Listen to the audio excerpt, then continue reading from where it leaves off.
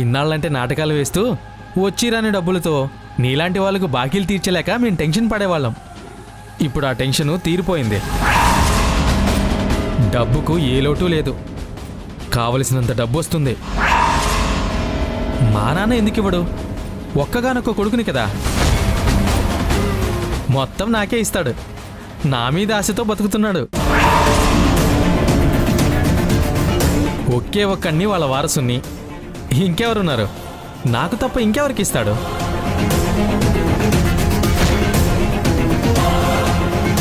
చెప్పాను కదరా, 2 రోజుల్లో మేము అక్కడికి వచ్చేస్తాం. వచ్చేటప్పుడు బోలెడంత మోసుకొని వస్తాం. అదీ కాక ఇక్కడి నుంచి ఎలా తెచ్చుకోవాలో, ఎంత తెచ్చుకోవాలో మా అందరికీ బాగా తెలుసు. రాగానే వడ్డీతో సహా నీ మొహాన కొట్టడమే కాదు, నీకు వడ్డీకి కావాలంటే నేనే ఇస్తాను. అర్థమైందా? ఇక్కడ నేను బిజీగా ఉన్నాను, అస్తమానం ఫోన్ చేసి డిస్టర్బ్ చేయకు. పెట్టే ఫోను.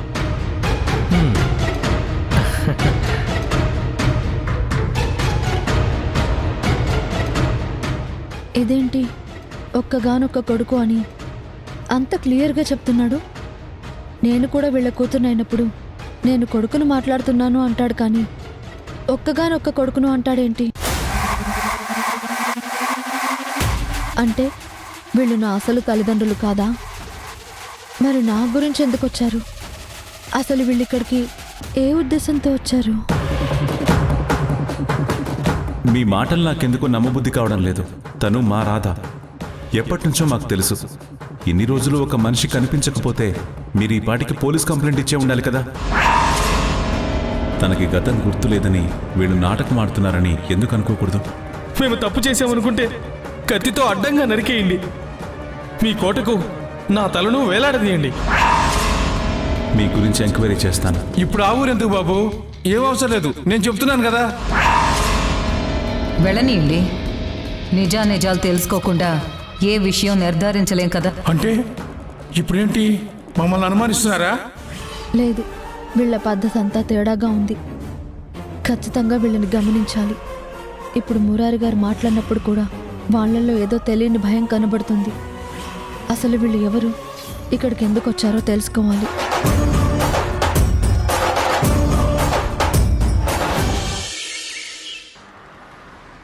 వాళ్ళని నేను ఎలా నమ్మించాలి? ఆ నీలిమ నిజ స్వరూపం ఎలా బయట పెట్టాలి? ఆ ఇంట్లో అందరూ అంత గుడ్డిగా నమ్ముతున్నారు. భాను ఒకలాంటి మంచి మనిషికి అన్యాయం జరిగితే వాళ్ళెవరూ ఎందుకు తెలుసుకోలేకపోతున్నారో, నీలిమ నాగుపామని ఇంకా ఎందుకు ఊహించలేకపోతున్నారో. నా మాట నమ్మేవాళ్ళు ఎవరో ఒకరు ఉంటారు కదా, ఆ వ్యక్తి నాకెందుకు కనిపించడం లేదు?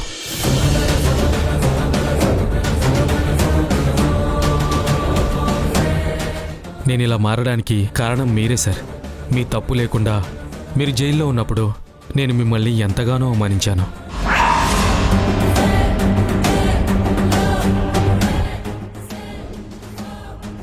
తర్వాత బానమ్మ నా మంచి కోసం తను ఎన్నో మంచి మాటలు చెప్పింది. అవన్నీ ఆలోచించాకే నాలో మార్పు వచ్చింది సార్. ఈ దుర్మార్గురాలని మీరు కూతురు అనుకుంటున్నారు, కానీ తన నిజ స్వరూపం ఏంటో తెలుసుకోండి.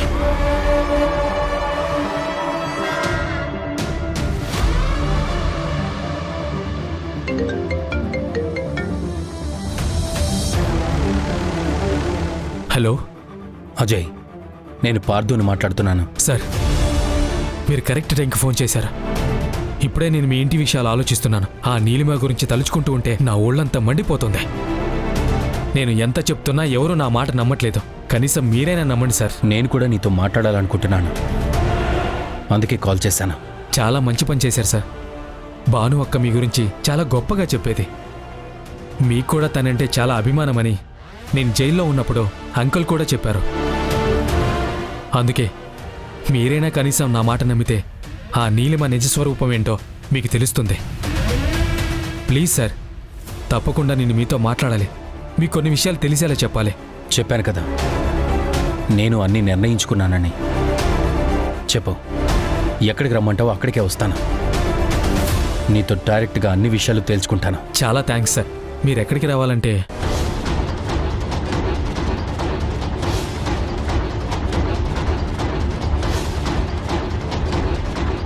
త్వరగా వచ్చేయండి. ఓకే, కలుసుకుందాం. వస్తున్నాను. Thank you sir.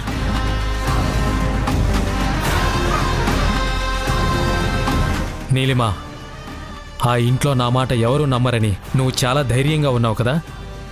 కానీ పార్థు నాకు ఫోన్ చేశాడంటే ఖచ్చితంగా నా మాట తను వింటాడు. ఇక నీ అంతు తేల్చడానికి ఎంతో సమయం పట్టదు. ఆట పాటల్లో నా జోడి పైవాడే అలసి సొలసే వేళ అమ్మై ఉంటాడే కలలే తడిసే వేళ కొడుకే పడతాడే మురారి, నీకు దూరమైన జీవితం ఎందుకు అనుకున్నాను. నీ జ్ఞాపకాన్ని దూరం చేసుకున్న నేను ఇంక బతకడం భారం అనుకుని ప్రాణం తీసుకోవాలని నిర్ణయించుకున్నాను. కానీ అక్కడ నేను చూసిన సంఘటనని ఇప్పటికీ నేను మర్చిపోలేకపోతున్నాను. బతుకు ఎంత విలువైందో ఇప్పుడు నాకు అర్థమైంది. ఎంత ధైర్యవంతుడైనా సరే పరిస్థితులకి ఒక్కోసారి తల వంచి ప్రాణాన్ని తీసుకోవాలనుకుంటారు.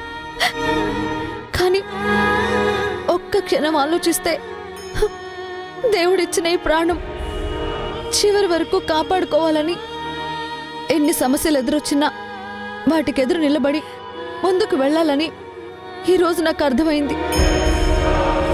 ఆ రోజు నేను అక్కడి నుంచి వచ్చేస్తున్నప్పుడు ఇంకా నా బతుకు శూన్యమవుతుందనుకున్నాను.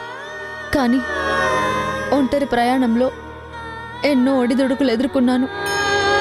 జీవితంలో ఎన్నో పాఠాలు నేర్చుకున్నాను.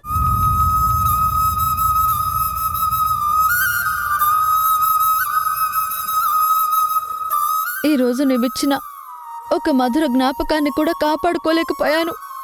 నేను బ్రతికి ప్రయోజనం ఏంటి? ఎవరి కోసం ఉండాలి? ఎందుకోసం ఉండాలి?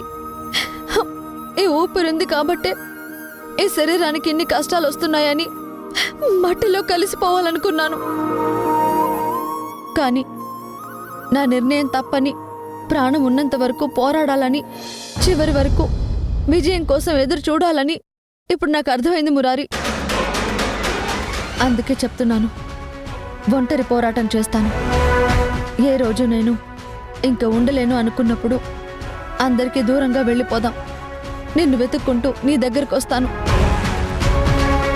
అంతవరకు నిన్ను ఊహల్లో తలుచుకుంటూ, నాకు కష్టం వచ్చినప్పుడు ఇలా నీతో మాట్లాడుకుంటూ నా జీవితాన్ని నేను కొనసాగిస్తాను. నువ్వెంత దూరంగా ఉన్నా నాతోనే ఉంటావు. నాకెన్ని సమస్యలున్నా నీతో చెప్పుకుంటే కొత్త ధైర్యం వస్తుంది. బతుకు మీద మళ్ళీ కొత్త ఆశ చిగురిస్తుంది. అందుకే మురారి, కష్టాలను ఎదురెదుతాను. కన్నీళ్ళని నాలోనే దాచుకొని ఈ జీవితాన్ని కొనసాగిస్తానని నీకు మాటిస్తున్నాను.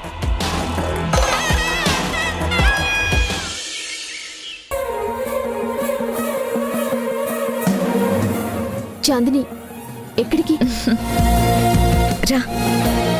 ఎక్కడికి చాందిని? ఏ చెప్తే కానీ రావా? రా రా.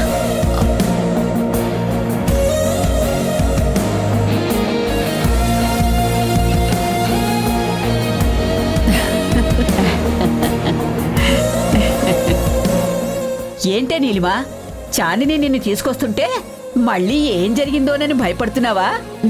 అదేం లేదు బామ్మ, అసలు నేను ఏదీ ఆలోచించడం లేదు. ఆలోచించాలి నీలిమా, నువ్వు పెళ్లి కూతురివి. నీ జీవితం గురించి నువ్వు ఆలోచించాలి. నీ పెళ్లి ఎంత ఘనంగా జరగాలనేది నువ్వే ఆలోచించుకోవాలి. కొత్త జీవితంలో కడుగు పెట్టే ముందు గతాన్ని మర్చిపోమని నేను చెప్పను. కానీ భవిష్యత్తుని మాత్రం గొప్పగా ఊహించుకోమని చెప్తాను. నా అనుకునే వాళ్ళంతా నా చుట్టూ ఉన్నారు కదా అంటే ఇంక నేను దేని గురించి ఆలోచించాలి? బావుందే. మొన్నటి వరకు లంకలో శంకినిలా ఉండేదానివి. ఇప్పుడు అశోకవనంలో సీతలాగా ముభావంగా ఉన్నావు. నీతో ఏదైనా ఇబ్బందిగానే ఉంటుంది. సర్లే, ఎంతకీ నిన్నిక్కడికి ఎందుకు పిలిపించావో తెలుసా? ఒక్కసారి అటు చూడు.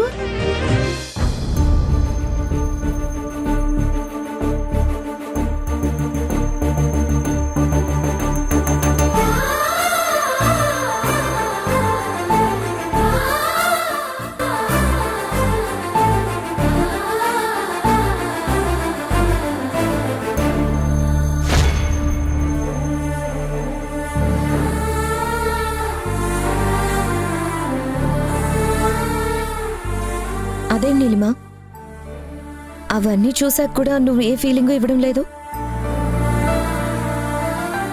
ఇవన్నీ దేనికండి? నీకోసమే. ఈ నగల్లో నీకేం కావాలో తీసుకో.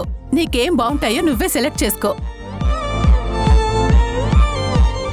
నిన్ను పెళ్లి కూతుర్ని చేసిన దగ్గర నుంచి పెళ్లి పూర్తయ్యేంత వరకు నీకెప్పుడు ఏ విధంగా ఏది కావాలో అన్నీ సెలెక్ట్ చేసుకో. నాకేం వద్దండి. నాకు సింపుల్గా ఉండటమే నచ్చుతుంది. ఇప్పుడు నేను ఎలా ఉన్నానో అలాగే ఉండనివ్వండి. ఇవేమీ నాకొద్దు. ఆడపిల్లలకి బంగారం పువ్వులు చూపిస్తే వద్దంటారా?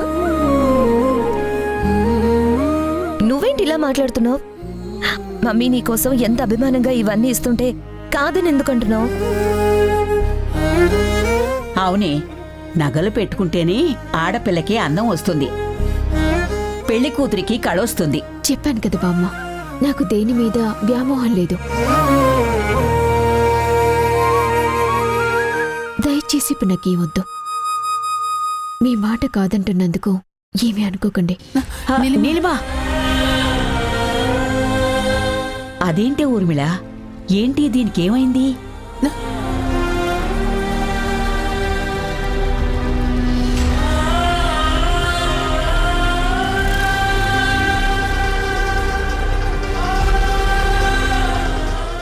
తల్లి, నువ్వెంత బాధలో ఉన్నావో నేను అర్థం చేసుకోగలను.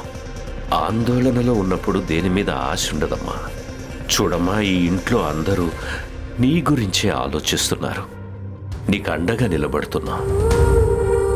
ఇంకా దేనికమ్మా నువ్వు భయపడుతున్నావు? దేని గురించి ఆలోచిస్తున్నావు? ఇది అని చెప్పలేని పరిస్థితిలో నేనున్నాను నాన్న. ఎందుకో దేని మీద నాకు ఇంట్రెస్ట్ రావడం లేదు. అలా అని ఎవరి మీద నాకు పగలు ప్రతీకారాలు లేవు. నా మనసు నాకే ప్రశ్నలు వేస్తోంది. దేనికి సమాధానం చెప్పుకోలేక నాలో నేనే కుమిలిపోతున్నాను. అర్థమైందమ్మా, నువ్వు ఏ విషయం గురించి ఇంతలా బాధపడుతున్నావో నాకు తెలుసు. చూడు, నీ మీద లేనిపోని నిందలు వేసి ఎవరు మా నుండి దూరం చేయాలని చూసినా మేమెవ్వరూ నమ్మే పరిస్థితుల్లో ఇక్కడ లేవు. అది ముందు గుర్తుపెట్టుకో. అందరం నీ వాళ్ళమైనప్పుడు ఎవరో చెప్పిన మాటల్ని మేమెందుకు నమ్ముతాం చెప్పు? చూడు, నీ మనసులో ఉన్న భయాలన్నీ తీసి అవతల పడే. నువ్వు సంతోషంగా ఉంటేనే మేమందరం ఆనందంగా ఉంటాం. అర్థం చేసుకోమ్మా. అవును నీలిమా, నువ్వింక దేని గురించి ఎక్కువగా ఆలోచించొద్దు, సరేనా? సరే ఆంటీ.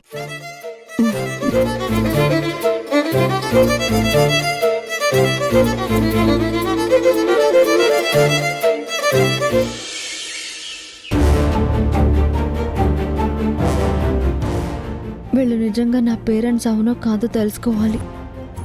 నేనేంటో నాకు తెలియదు కాబట్టి వాళ్ళు ఏం చెప్పినా నమ్మవలసి వస్తోంది.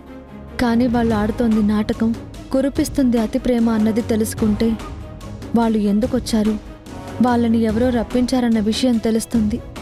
ఇప్పుడు ఏం చేయాలి?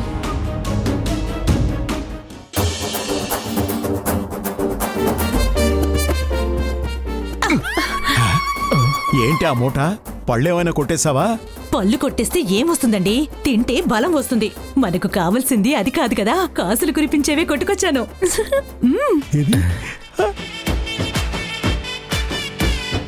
అబ్బా! వెండి ఎక్కడ దాస్తావు? బీరువాలన్నీ వాళ్ళవే కదా. ఈ గది మనకిచ్చారు కదా, ఎలా దాచాలో ఎక్కడ దాచాలో నేనొక చోట ఫిక్స్ అయ్యాను.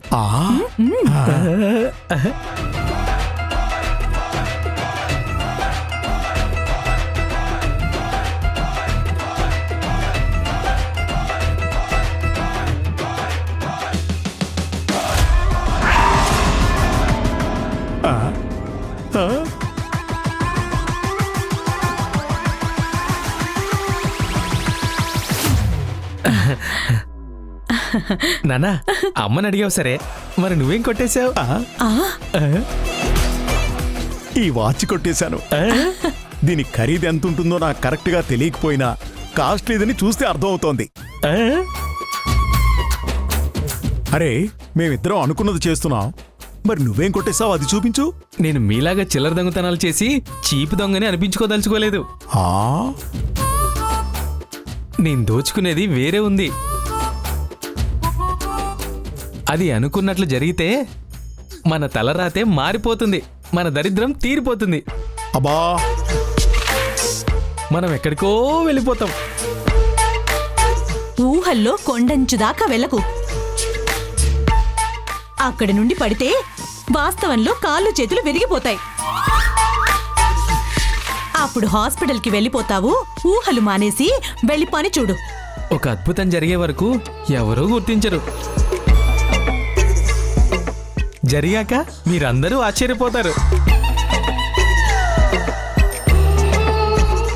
సత్య మనసును దోచేయాలంటే ముందు తనకేదైనా మంచి గిఫ్ట్ ఇవ్వాలి. అది నా చేతులతో నేను చేసింది అయి ఉండాలి.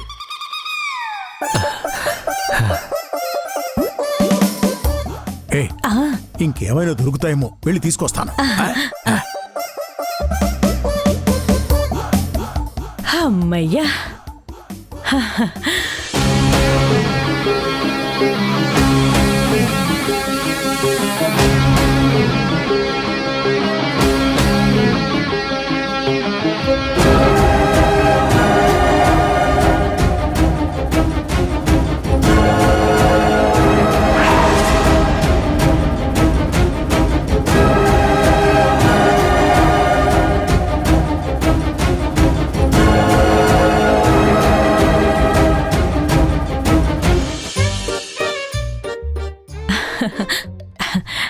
అమ్మ కీర్తి, దాదా కూర్చో కూర్చో.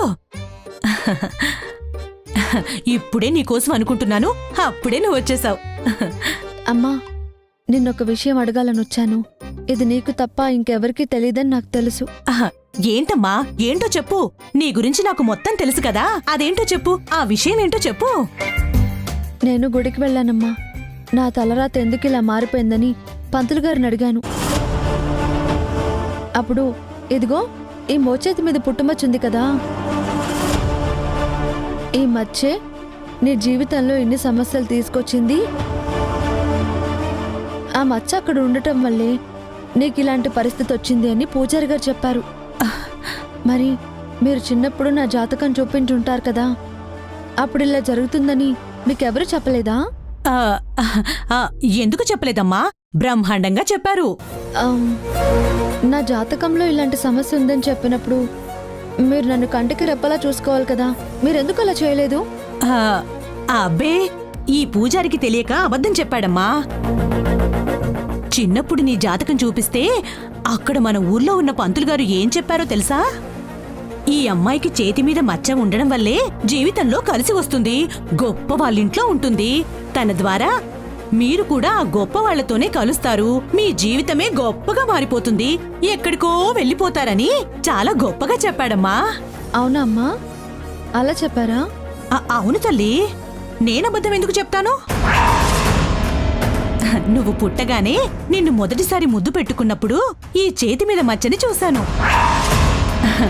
పున్నమి చంద్రుడు లాంటి నా కూతురికి ఈ పుట్టుమచ్చ ఏంటి అని పూజారిని అడిగాను. అప్పుడాయన చెప్పిన మాటే అది, నీ జాతకమే మారిపోతుందని, నువ్వు గొప్పదానివైపోతావని. సరే అమ్మా, అయితే ఈ పంతులు గారే అబద్ధం చెప్పారనుకుంటా. అవునమ్మా, అందుకే ఈ ఊర్లో ఎవరి మాట నువ్వు నమ్మకు, నా మాటే నమ్ము. సరేనమ్మా, నువ్వు రెస్ట్ తీసుకో, నేను వస్తాను.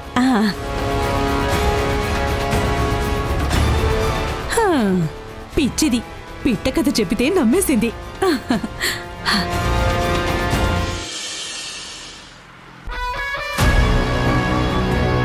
ఇప్పటికైనా నా మాట నమ్ము భయ్యా.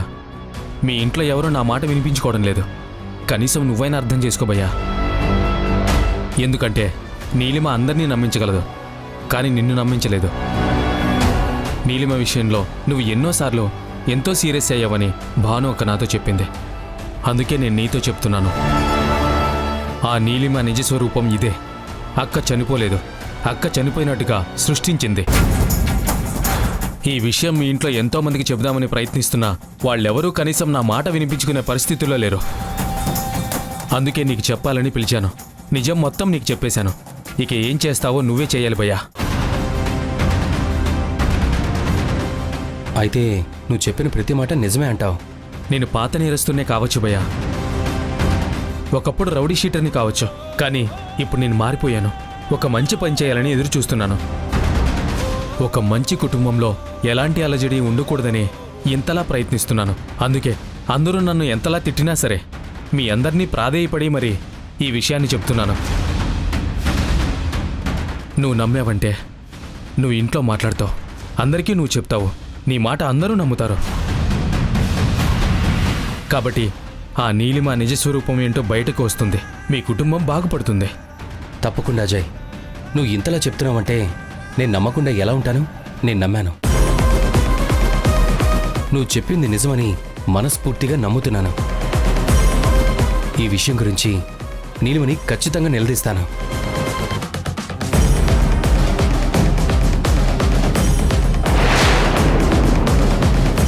నువ్వు రాధవి కాదు అన్నా నా మనసుకి ఇప్పటికి కూడా నమ్మబుద్ధి కావడం లేదు. నువ్వు కీర్తి అనడానికి సాక్ష్యాలున్నా ఎందుకో నువ్వు కీర్తి కాకుండా ఉంటేనే బాగుండు అనిపిస్తుంది. కానీ నాకెందుకలా అనిపిస్తుందో తెలియడం లేదు. ఇప్పుడు నువ్వు కూడా ఏదో ఆలోచిస్తున్నావని అర్థమైంది. దేని గురించి ఆలోచిస్తున్నావో నాకు చెప్పు. సమస్య ఏదైనా సరే నేను అర్థం చేసుకొని పరిష్కారం చూపిస్తాను.